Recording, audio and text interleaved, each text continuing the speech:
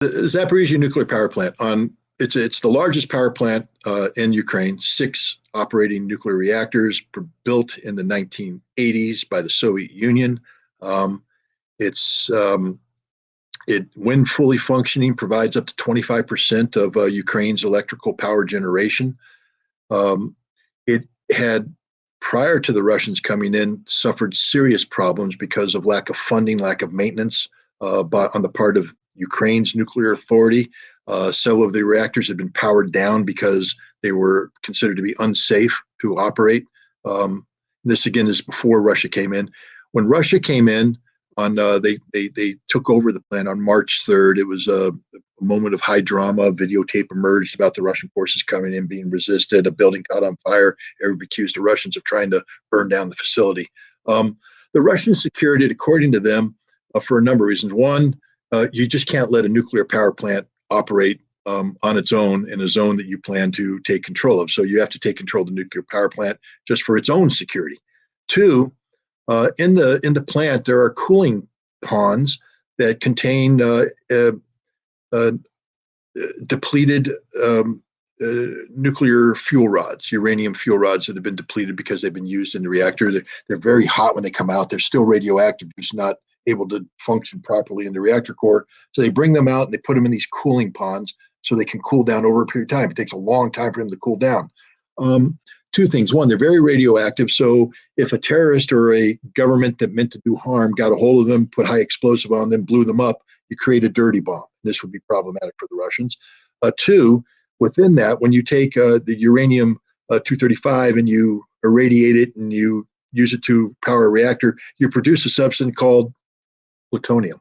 And there's an awful lot of plutonium in these rods. And the Russians were concerned that Ukrainians, having already announced that they regret implementing the nuclear disarmament in the 1990s because they feel that it left them vulnerable. And they said, if we had to do it over again, we would seek to keep nuclear weapons, and we will now acquire nuclear weapons.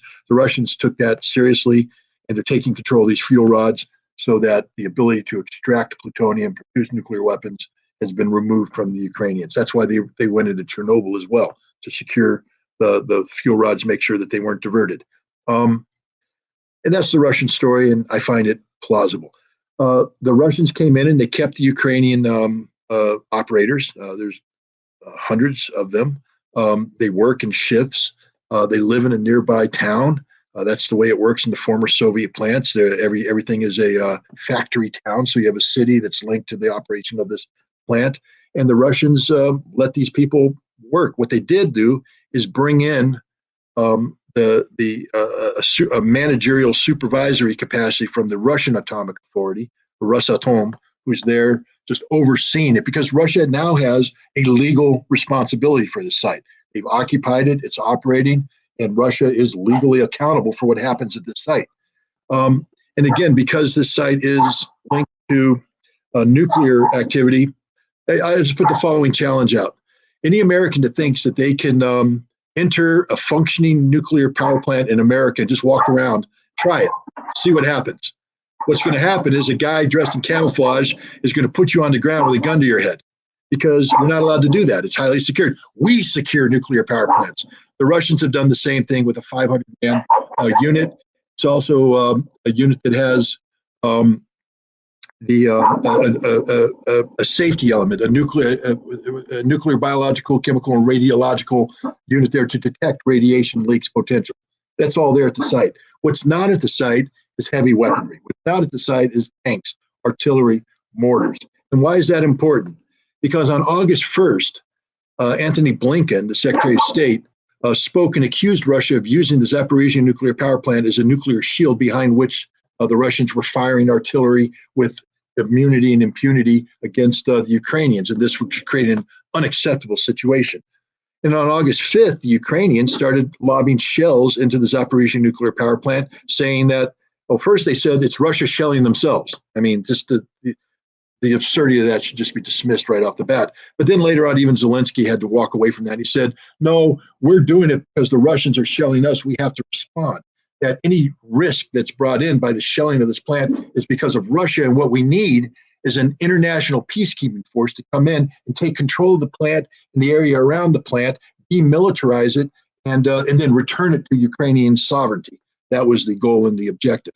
And they've been shelling the plant ever since then. There's a lot of talk about a new Chernobyl, a Fukushima, things of that.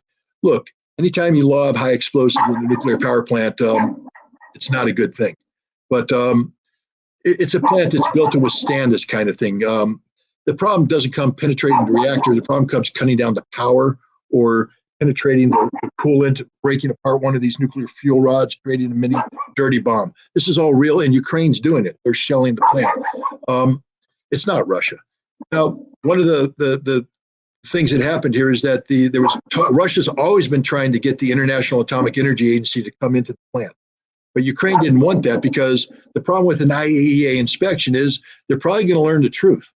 And Ukraine's not in the business of telling the truth. Ukraine's in the business of spinning misinformation, create the perception that Russia is using the plant as a shield behind which it can attack Ukraine. But because of the shelling, the United States, Ukraine, and the United Nations began advocating for this peace force. They want this peace force. The Secretary General wants this peace force. Everybody wants this peace force. So they dispatched this team of nuclear inspectors, 14 strong, led by the Director General of the IAEA. They went to the site. What's interesting is that Russia first said, we want them to come in through the Russian-controlled territory because then we can guarantee their security because we own the plant. You come in, seamless security. The Ukrainians said, no, it's our plant. We have the safeguards agreement with the IAEA, so you're going to come in through Kiev. Russia conceded that point, but said you have to bring 2 ballistics experts on the team that can do crater analysis and find out what's going on with these strikes. So the team came in. They only spent, of the 14 of them, 8 of them only spent a couple of hours there, during which time the ballistics people did evaluate the craters that were produced, but not from a standpoint of telling who did it. There's no mandate with the IAEA to ascertain responsibility. What they were supposed to do is look at the potential damage caused and what that did in terms of posing a threat to the operational safety of the plant. They were also able to interview people. They were able to do an inspection of the plant, and 8 of the 14 withdrew same day, leaving 6 behind. Within 3 or 4 days, 4 of those guys left, and they left 2 IAEA personnel behind to stay at the site. The purpose of the IAEA people at the site was, some people call them hostages, that they're there to prevent the shelling. Well, they haven't prevented any shelling. They're getting shelled every day from Ukraine.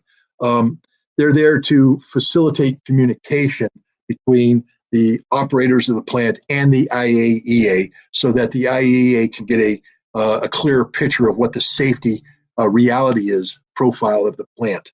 But the team Grossi, the Director General, came back and issued a report. And in it, he refused to acknowledge, say who did the attacks. And this disappointed the Russians tremendously because the evidence is right there. Again, I'm a crater analysis kind of guy. I have to tell you right now, with 100% certainty, that would be viewed as legitimate testimony in any court in the world. I could come in and do a quick forensic of any shell crater and tell you which direction it came from, what kind of shell it was, etc. And so to say that the IAEA doesn't know is absurd. It's a lie. It's quite evident who did it. But the IAEA won't say who did it because this is a political issue. And they've sidestepped that one. And that bothers Russia tremendously because the international community is using the continued strikes against this plant as justification because the IAEA has come out and said, we're advocating for international security force to take over the plant.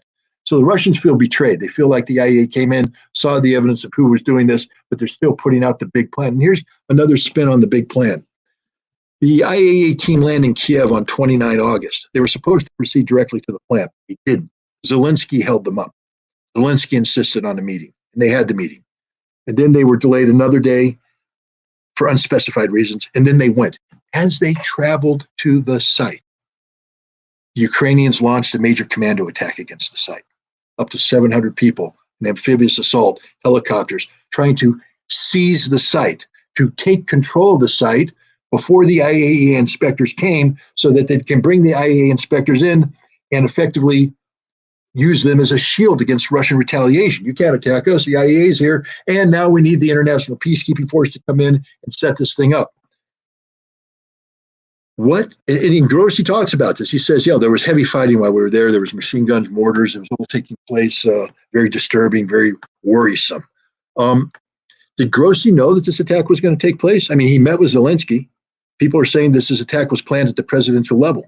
So Zelensky clearly knew that the attack was taking place. The president of Ukraine met with the IAEA and then gave them the green light to go to a nuclear power plant that he knew his forces were going to be attacking for the purpose of seizing control that morning.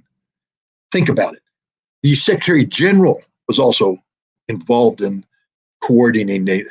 This stinks to high heaven, stinks to high heaven. Now, I will say this. I've been involved personally in a United Nations inspection that was hijacked by the CIA to launch a coup against Saddam Hussein. That occurred in June of 1996. I was not party to the planning. I didn't know anything about it. So I think it's possible that Grossi didn't know anything about this, that Grossi's team is honest and trying to carry out an objective thing. But his leadership knew about it. His leadership knew about it. They were conspiring. They continued to conspire with Ukraine and the United States and Great Britain and France to try and get this international peacekeeping force put into Zaporizhia. And why is this critical? Because this is nuclear blackmail. This is the United States, Ukraine, and Europe holding the world hostage, not for nuclear safety, but to score political points for Zelensky regime, to create a political victory, to insert a reality onto the battlefield that otherwise would never exist. And this undermines the credibility of the IAEA in every way, shape, and form, similar to how the OPCW's credibility was undermined in Syria, and how the United Nations credibility was undermined in Iraq. This is the United States, the West, undermining international institutions that are critical for international peace and security.